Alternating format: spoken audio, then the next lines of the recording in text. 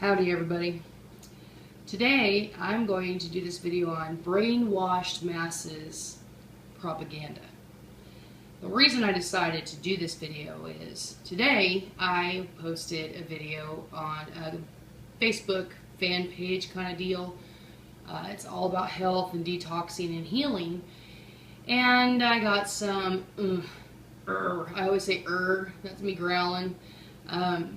I put on there that Alex Jones was talking about the Ebola virus and how it was spreading, and I worded it just like that, and I was explaining to them I was going to do a video to show them what oils they could use so that they could protect themselves from staph, MRSA, and Ebola. Well, instead of anybody really realizing what they were doing, probably unconsciously, they didn't think anything of the wonderful thing I was going to share with them. It was straight up, Alex Jones is a fearmonger. Alex Jones this. Are you a Democrat or Republican? Well, we don't talk that way in that room. Everything's about love.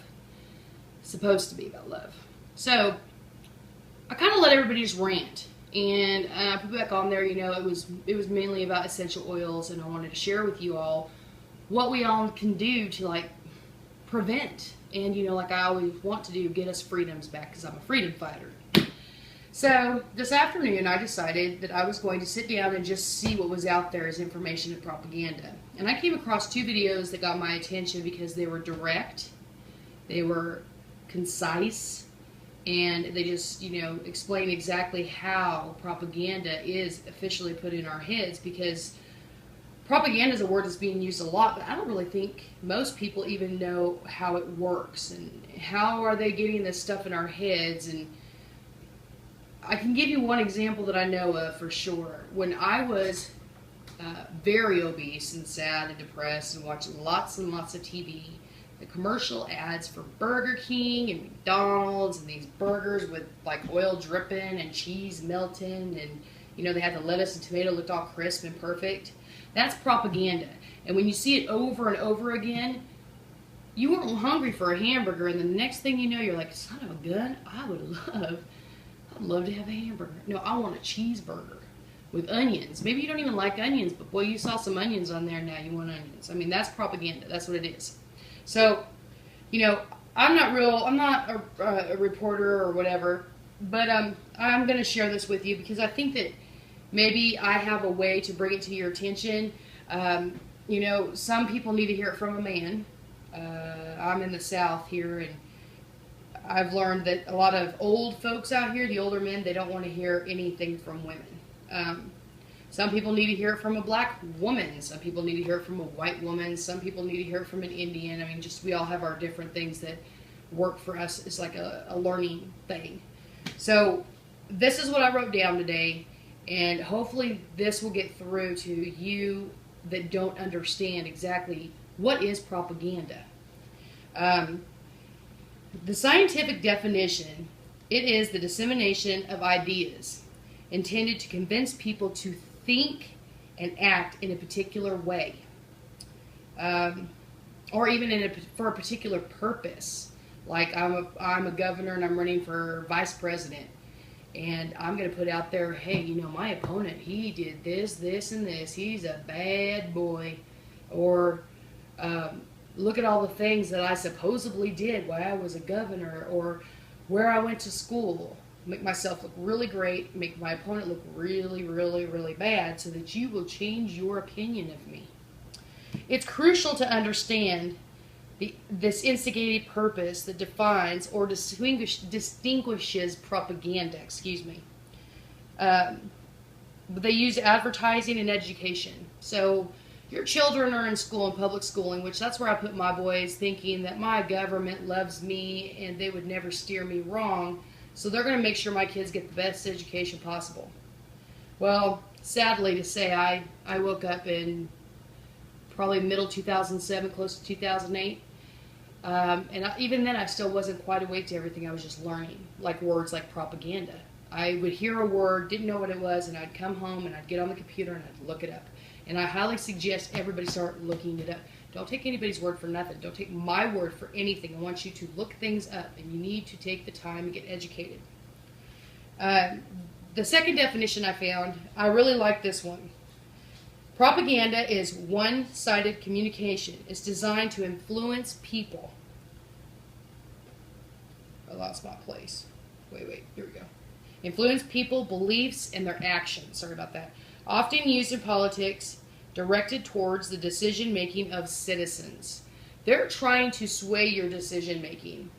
I remember when Obama was running for president, and being a Baptist Southern Christian, that I am not so much of a religious Christian anymore, I'm more of a spiritual Christian, but I was raised hardcore Baptist.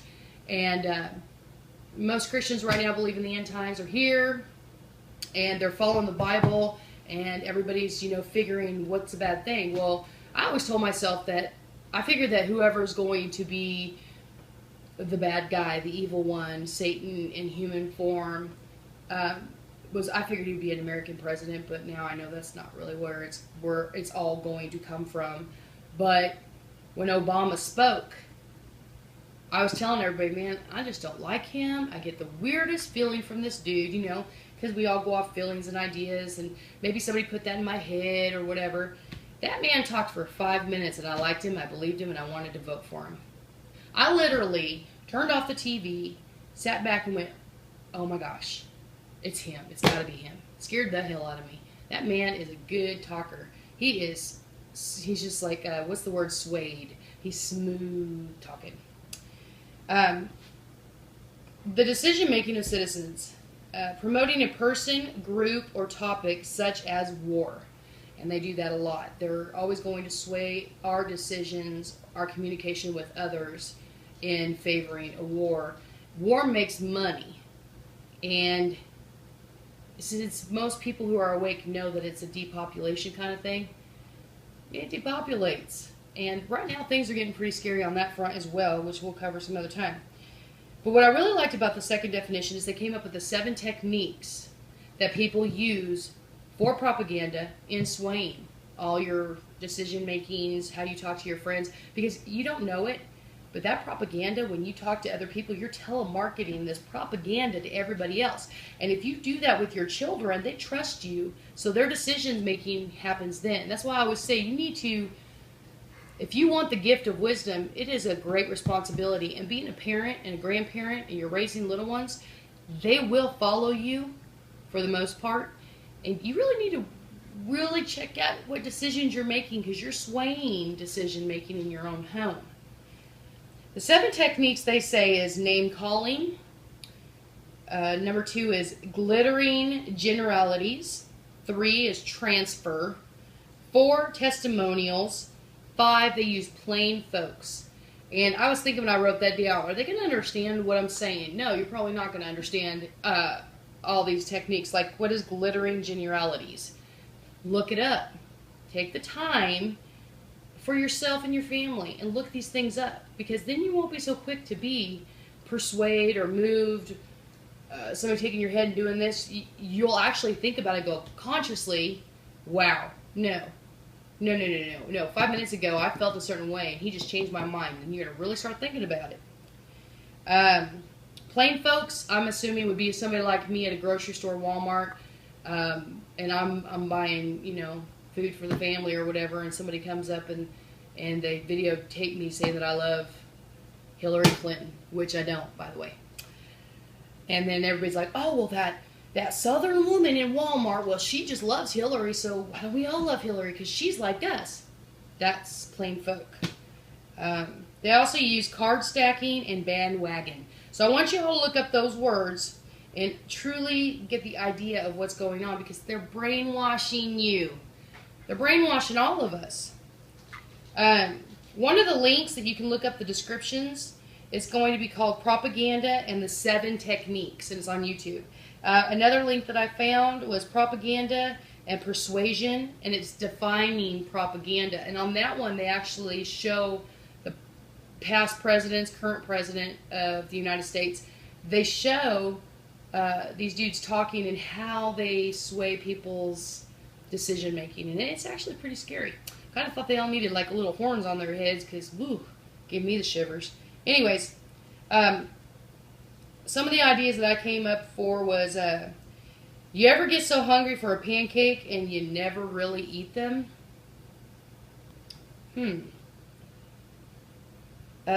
Propaganda can make families break up.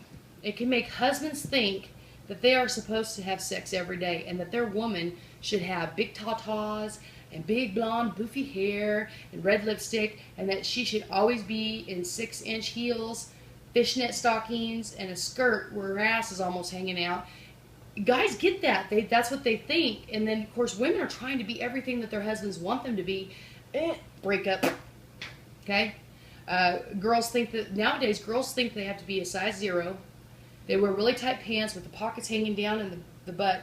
I swear, girls that are a size 0 nowadays, it looks like they have big butts. And it's the design of the pants. I've never seen such small girls. It's really scary. I'll look into that. I think there's a chemical to that one, for sure. There was another kids education. I don't even know where to go with that. I want y'all to look up the word Common Core and really get educated on what is being taught to your children.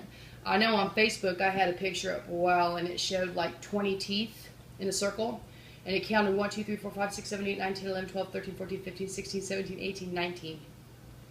But then when you count the teeth, there's 20 teeth. Well, why aren't you teaching my kid to count to 20? That's Common Core.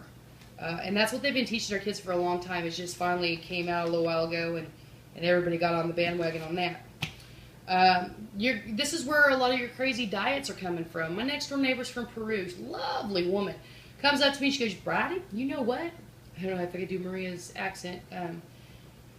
My dietitian told me to drink oatmeal water, or she called it oat water. And I'm like, what are you talking about, oat water? What are you doing? She goes, well, you cook the oatmeal in the water, and then you don't eat the oatmeal, you just take the water. Man, I was just thinking like strings. You know, like when you pull the oatmeal, you can see the string, like the mucus looking stuff, which, by the way, don't eat oatmeal. It's bad for you. And you like pull it apart. She's drinking that stringy, nasty water. And she swears hell and be damned. 3 times a day, she's going to drop pounds before she goes and sees her family in December in Peru. Folks, wake up. The doctors, they were showing a diet, something called water drop something. I don't know. I know Dr. Oz had put a lot of diets out there and a lot of supplements. And back then I was working in an herb store selling supplements. And people would come in. I need to do the green tea, and it's got to be this kind of tea. I need chicory. I need to do this. It's going to make me poo. It's going to make me burn fat faster. It's going to make my cells do all these crazy cool things. And I was selling people supplements, and then I was like, you know what? This is ridiculous. I'm like a doctor. I'm basically writing a prescription, handing them a pill, saying this is going to fix your thyroid, but I don't want to know why your thyroid isn't functioning properly. Let's just try to fix the thyroid. It's all crap. It's all propaganda. If somebody on TV tells you to go do something and immediately in your brain you say, I have absolutely got to have that, or I am not cool, I'll never be thin, I'm never going to have big boobs, I'm never going to have the perfect hairdo unless I get that, whether it be a purse, a pair of tennis shoes. I know my boys, it was always tennis shoes. They had to have a certain color. Their friends had this. One year my younger son had his shoes designed. They're pretty badass, actually. They're like blue and gold, and he had his name and his basketball or football number, I can't remember. And I think we paid and I was very, very poor. I still am pretty poor, but back then, man, single mom, I was huffing it. I think we paid $125. Was it like that, Craig? $125? Craziness. He had to have them. And then it went away, and he only wore those shoes for a little while, and then they weren't a big deal. And it's like, stop letting things tell you how to be. Start looking inside.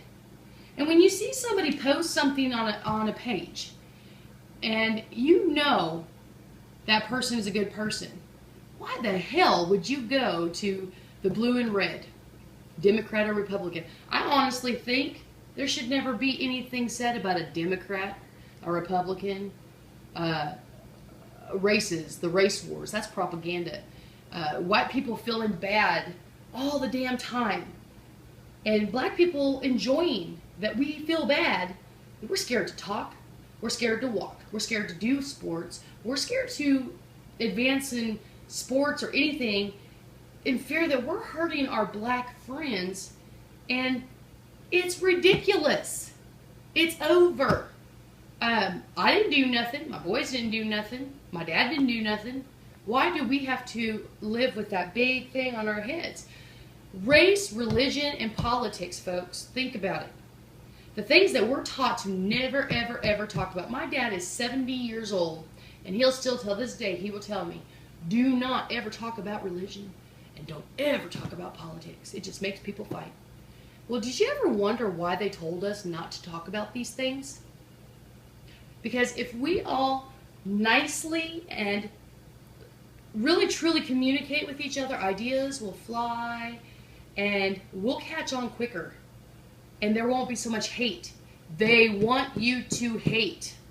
They want you to want and desire things.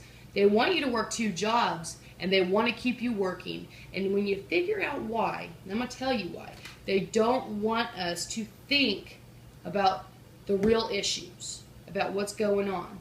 Why is my kid, he can't count to 20? Why is that teacher behaving the way she is? Why is DHS taking babies and not giving them back and the kids are disappearing? There are so many things out there that y'all need to actually be talking about. Talk about politics, but not red and blue. Don't let things separate you from other people. I have black men and women as friends. I have Muslim friends. I have Catholics as friends. There is no block in my mind that's ever going to tell me that they don't believe red. They bleed red. They are just like me. And I love them. And I love you. So once you get off the bandwagon, I believe that was number 7 in their techniques, and you realize that they've been playing you the whole damn time, you're going to wake up the next day and you're going to go, you know what? It is so freeing. I can hang around black people. I can hang around Mexicans. I can hang around Asians. I can go check out different churches. I can do whatever I want because nobody is controlling me. And I highly recommend, and I know my son will tell you this too, we are much happier not in front of the TV. So there's some thought from Brighty Kelley in Arkansas, Miss Southern Woman. And I just want to tell y'all I love you very much. I'm going to continue doing what I'm doing, and hopefully I help people understand these words. There's going to be more words that I'm going to define for you so that you understand what people are talking about. And don't let the man bring you down. Hugs.